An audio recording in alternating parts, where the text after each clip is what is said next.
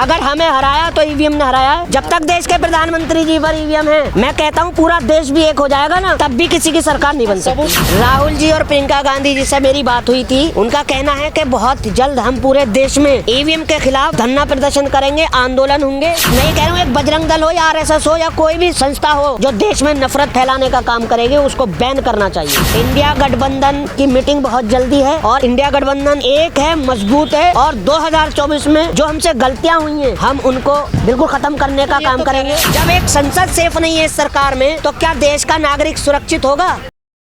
भारत जोड़ो अब यूपी जोड़ने निकल पड़े हैं, क्या लग रहा है जोड़ते ही रहेंगे? देखिए, जब तक दम है, जब तक सांस है, हम मोहब्बत की जो हमने एक लो जलाई है और हमारे नेता माननीय राहुल गांधी जी ने जो मोहब्बत की लो जलाई है, हम मरते दम तक, चाहे वो पहली भारत जोड़ो यात्रा हो या दूसरी भारत जोड़ो यात्रा हो, हम नफरत के खिलाफ लड़ते रहेंगे, झूठ के खिलाफ लड़ते रहेंगे और एक दिन हमेशा सच्चाई की जीत होगी और सच्चाई की ही जीत होती है। जनता ने तो नकार दिया आपको। देखिए, जनता ने नहीं नकारा। आप मुझे एक बात बताइए, हमें 4,90,15,000 वोट मिला, 10 लाख वोट हमें भाजपा पार्टी से ज्यादा मिला, तो हमें कहाँ नकारा? तो खुश है कांग्रेस? पूरा प्यार मिला हमें जनता का। बिल्कुल, क्यों बिल्कुल खुश है। अगर हमें हराया तो ईवीएम ने हराया है, ना हम जनता से हारे, ना हमें देश के प्रधानमंत्री ने हराया। जब तक देश के प्रधानमंत्री जी पर ईवीएम है, मैं कहता हूँ पूरा देश भी एक हो जाएगा ना, तब भी किसी की सरकार नहीं बन सकती। सबूत तो नहीं है आप पे ईवीएम के गड़बड़ी? सबूत कहाँ से होगा? सारे भरे, मतलब आरएसएस, बजरंग दल के हाई कोर्ट, चुनाव आयोग, सुप्रीम कोर्ट में सब इनको बिठा रखा है, कोई सुनवाई नहीं हो रही। और अब युवा जब तक सड़क पर नहीं उतरेगा कोई समाधान नहीं निकलेगा। पर राहुल प्रियंका को तो गड़बड़ नजर नहीं आती ईवीएम में। देखिए, राहुल जी और प्रियंका गांधी जी से मेरी बात हुई थी, उनका कहना है कि बहुत जल्द हम पूरे देश में ईवीएम के खिलाफ धरना प्रदर्शन करेंगे, आंदोलन होंगे और बहुत प्यार से धरना प्रदर्शन होंगे। कोई मतलब उपद्रव नहीं किया जाएगा। लेकिन कर्नाटक में जब चुनाव हुए कांग्रेस जीती तो कांग्रेस ने कहा कि हम बजरंग दल को बैन करें, लेकिन अब नकार दिया। अब उन्होंने कहा कि बजरंग दल में भी अच्छे लोग होते हैं। देखिए, आप मुझे बताइए, चुनाव हुए कर्नाटक में, ठीक है, वहाँ जो है ये वहाँ सेटिंग नहीं कर पाए, गड़बड़ी नहीं कर पाए। कांग्रेस ने कहा बजरंग दल को बैन करेंगे, इस पर चुनाव लड़ा गया कर्नाटक में, क्यों नहीं बैन किया अभी तक कांग्रेस ने? देखिए, किसने बोला आपसे कि उन्होंने ये कहा और बैन नहीं किया? जो उन्होंने बोला है वो जरूर होगा। और मैं ये कह रहा हूँ एक बजरंग दल हो या आरएसएस हो या कोई भी संस्था हो जो देश में नफरत फैलाने का काम करेगी, उसको बैन करना चाहिए। एक बजरंग दल या आरएसएस को ही नहीं कह रहा मैं, कोई भी हो, किसी भी समुदाय से हो, जो देश तोड़ने का, देश की संस्कृति तोड़ने का और देश का भाईचारा तोड़ने की बात करेगा, उसको बैन कर दिया जाए, चाहे वो कांग्रेस पार्टी हो या कोई भी पार्टी हो। कांग्रेस आपको नहीं लग रहा कि हिंदुओं के रास्ते चलने लगी है? सॉफ्ट हिंदू चाहती है, वो भी धीरे धीरे हिंदुओं की बात कर रही है। क्या बात है, अगर चलना चाहिए, क्या हिंदू इस देश के नहीं है? हिंदू, मुस्लिम, सिख, ईसाई सब है मिलकर भाई सब भारतीय हैं। पर कांग्रेस तो कहती है हम सेकुलर हैं। अरे भैया, सेकुलर, आपको मैं बताऊं सेकुलर किसको कहते हैं? सेकुलर का मतलब है कि मानवता, इंसानियत, वो हमेशा सबको साथ में लेकर चलने वाली है। इस हार का जिम्मेदार कौन है? क्या कमी हुई है कांग्रेस से? देखिए, सबसे बड़ा तो जो इस हार के जिम्मेदार है वो ईवीएम है, और उसके बाद हमारे जो पार्टी के कमलनाथ नेताजी हैं, थोड़ा मैं उनको ये कहना चाहूँगा, नसीहत देना चाहूँगा, वैसे मुझे नहीं देना चाहिए, वो मेरे बड़े हैं, मगर थोड़ा जो आप ओवर कॉन्फिडेंस में चले गए और आपने केजरीवाल और अखिलेश यादव जी को बोला कि कौन अखिलेश, कौन अरविंद केजरीवाल, तो मैं उनको यही सलाह देना चाहूँगा कि आप देखिए, मेरा नाम मेहताब हिंदुस्तानी है, मैं एक छोटा सा अदना सा इंसान हूँ, मैं भी एक अपनी वैल्यू रखता हूँ। तो अखिलेश यादव तो बहुत बड़े नेता हैं, तो कहीं ना कहीं इससे भी नुकसान हुआ है। घमंड था कांग्रेसी नेताओं को। मैं क्या कह रहा हूँ, अब वो बात नहीं रही। हमें सबको लेकर चलना होगा, हमें सबको एकजुट लेकर चलना होगा, पूरे इंडिया गठबंधन को। और हम क्यों हारे इसका भी रीज़न बताता हूँ। वहाँ इन्होंने उल्टा सीधा बयान दिया, बागेश्वर धाम जो हैं उनको आपने साथ लेकर घूम रहे हैं, पूरी कांग्रेस पार्टी विरोध कर रही है और आप उनको लेकर घूम रहे हो। जो हमने मीडिया वालों को बैन कर रखा था, आप उनको इंटरव्यू दे रहे हो, तो कहीं ना कहीं बहुत बड़ी कमियां रही हैं उनकी। और फिर अखिलेश यादव जी का कहना कि यादव वोट बिखर गया मध्य प्रदेश में भी और वहाँ फर्क पड़ा फिर राजस्थान में भी, तो कहीं ना कहीं चूक हुई है और उनके बड़े बोलों से हमें बहुत बड़ा झटका लगा है 3 राज्यों में। तो इससे सुधार होगा कांग्रेस? बिल्कुल सुधार होगा, बिल्कुल होगा। क्या सुधार करेगी? सीख मिलेगी और हमें इससे सीखना चाहिए कि हमारी क्या कमी है। साथ चलेगी अब इंडिया गठबंधन की मीटिंग बहुत जल्दी है और इंडिया गठबंधन एक तरह है और एक है, मजबूत है, और 2024 में हम जो हमसे गलतियां हुई हैं अभी पिछले चुनाव में, हम उनको बिल्कुल ख़त्म करने का काम करेंगे। हमने मंदिर का ताला हमने खुलवाया, उस नाम पे वोट मांग रही कांग्रेस। तो देखिए इसमें कोई सच्चाई नहीं है। असली जो मंदिर का जो श्रेय देना चाहिए वो स्वर्गवासी राजीव गांधी जी को ही देना चाहिए। आप मुझे एक बात बताइए, ताला ना खुलता, केस ना डलता तो मंदिर बन जाता? तो फिर मुसलमान क्यों वोट दे कांग्रेस को?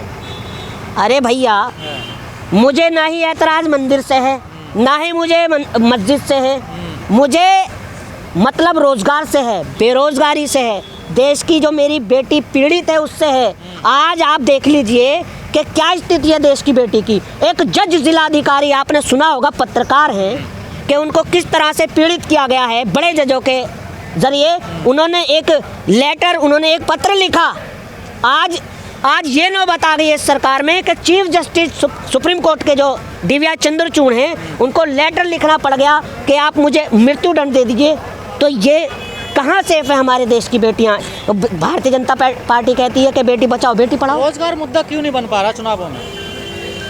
देखिए मैंने अभी कहा, आपकी आवाज़ को दबाया जा रहा है। यहाँ इतनी सख्ती हो गई है, इसको ऐसा छावनी बना दिया है। तो बना सकती हैं चुनाव में मुद्दा। मैं रोज़ आता हूँ जंतर मंतर पर, आज मुझे भी चेक किया गया है। मैंने कहा देखिए मैं रोज़ आता हूँ और मुझे अंदर जाना है या मैं कोई आरडीएक्स लेकर जा रहा हूँ, आप मेरी तलाशी ले सकते हैं। जब मैंने अपना कार्ड दिखाया, जब उन्होंने मुझे अंदर जाना, तो देश के प्रधानमंत्री जी को डर है, घबराए हुए हैं और इन्होंने सब कुछ अपने अंडर में कर रखा है।